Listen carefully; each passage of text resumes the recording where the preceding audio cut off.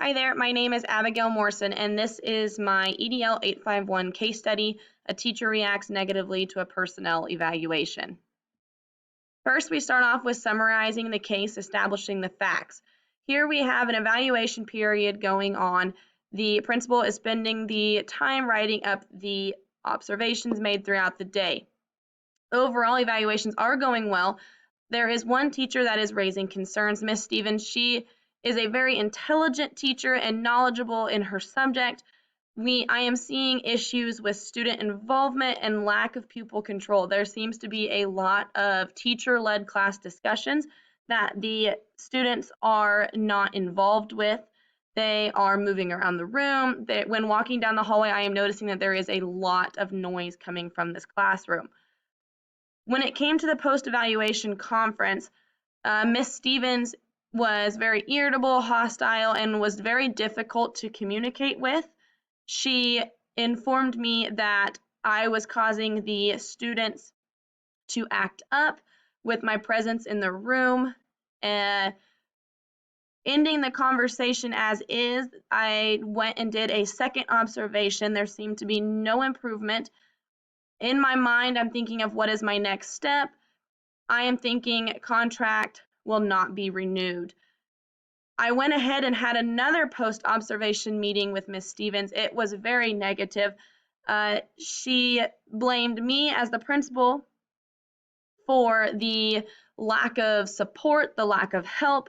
How was she supposed to improve when she was not receiving any type of feedback on how to improve? She left the meeting threatening that she would take legal action if need be. Section 2, legal versus ethical. Legally, I would have to justify the firing. She is not tenured. Currently, there have been no laws broken.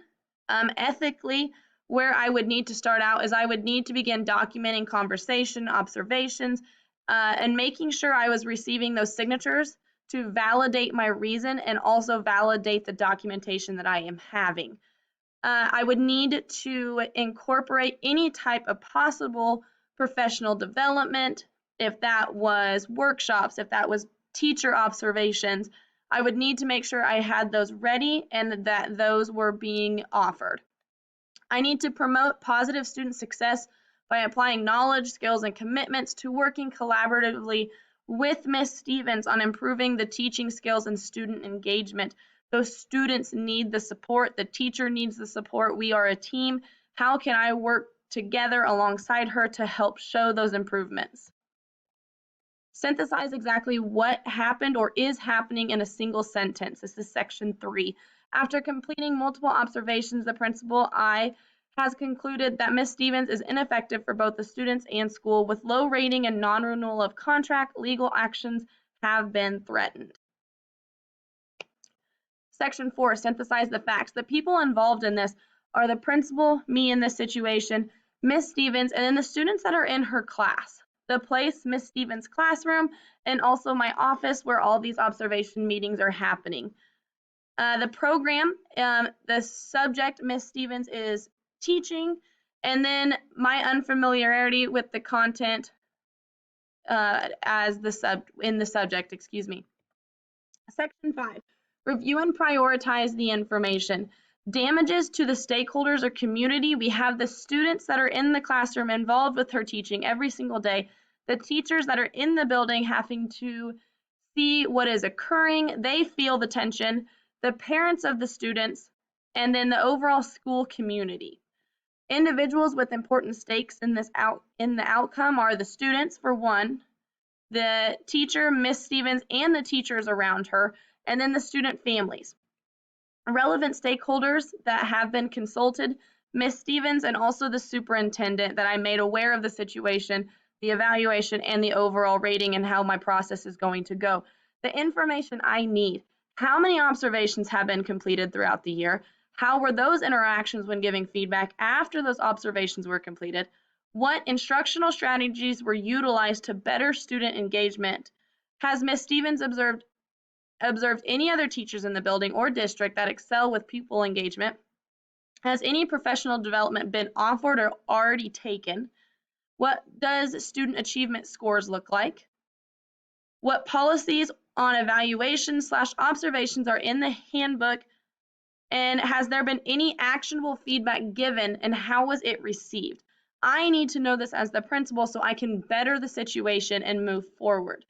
Based on the information I do have at hand, I do feel like I can make a decision.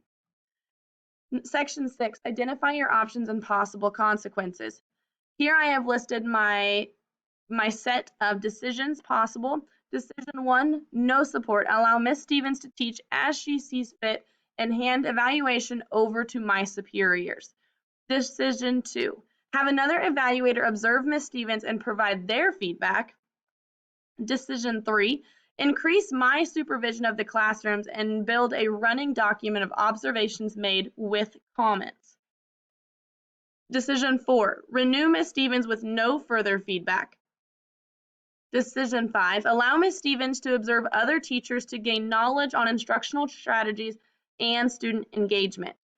Decision 6, observe Ms. Stevens with a second evaluator present and help construct a teacher action plan that sets short-term goals to reach for higher student achievement and engagement. Section 7, evaluate your options. Decision 1, no support, allow Ms. Stevens to teach as she sees fit and hand evaluation over to superiors. The pros of this is a decreased workload. The cons, increased tension, students may suffer, staff environment may suffer, and possible legal issues may arise. Decision 2, have another evaluator observe Ms. Stevens and provide their feedback. The pros, outsiders' view and outsiders' feedback. This is an unbiased opinion. Cons, Ms. Stevens remains unwilling to change. No improvement to student engagement, and legal action still remains a threat. Decision 3, increase my supervision of the classrooms and build a running document of observations made with comments. Pros, the classroom involvement increases, documentation of what is being seen if legal action occurs. It is a running document. Allow for collaboration. Ms. Stevens feels supported by being in the classroom more. Cons, this is more work on my part.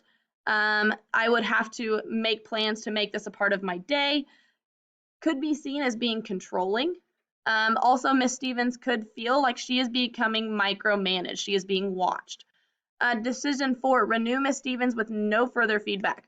Legal actions diminished. Ms. Stevens feels empowered. Students' relations are unaffected, and school culture isn't affected as well. Cons, Ms. Stevens remains the same.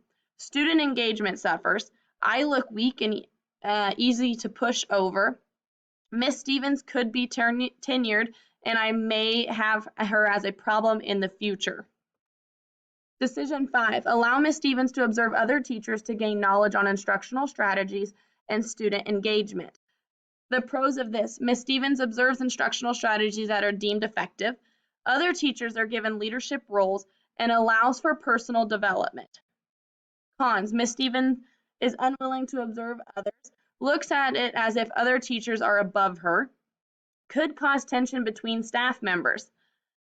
Then my final decision, decision 6, observe Ms. Stevens with a second evaluator present and help construct a teacher action plan that sets short-term goals to reach for higher student achievement and engagement. The pros here, allows for a second opinion, an unbiased opinion, works as a team collaboratively, shows I care and that I want to help her.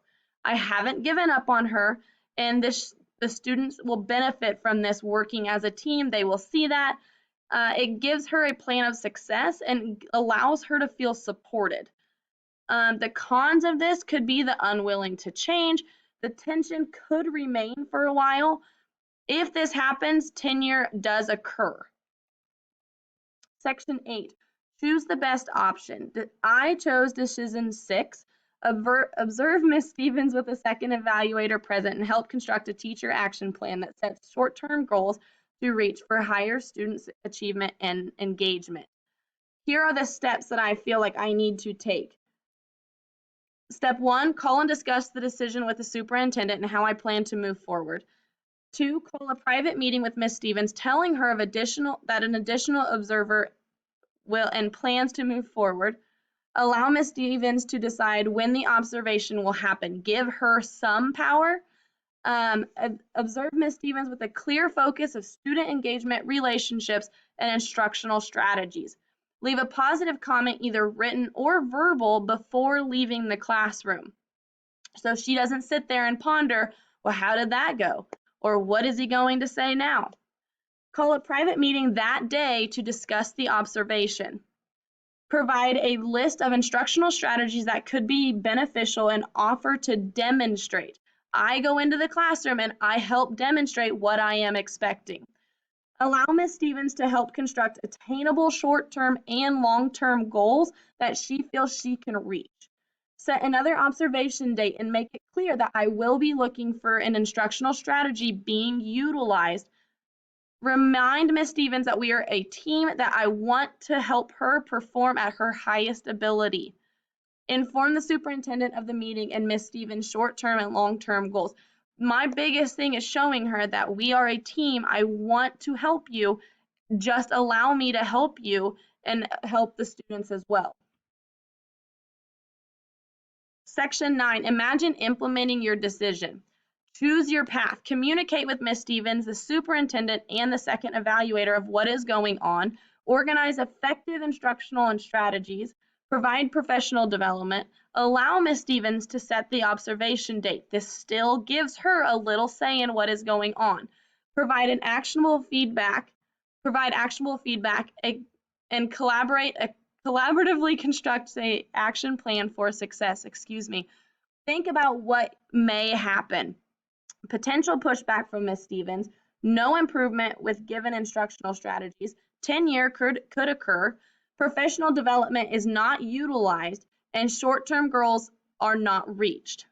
Identify who needs to know. Ms. Stevens needs to know, and the superintendent needs to know. Determine if you can deal on your own with the persons involved. I personally would inform the superintendent of my plan of action and present any necessary documentation.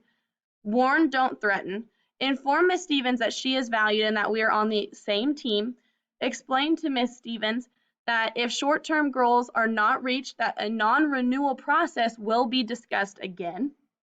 Give Ms. Stevens options of professional development to help her succeed. Give her options.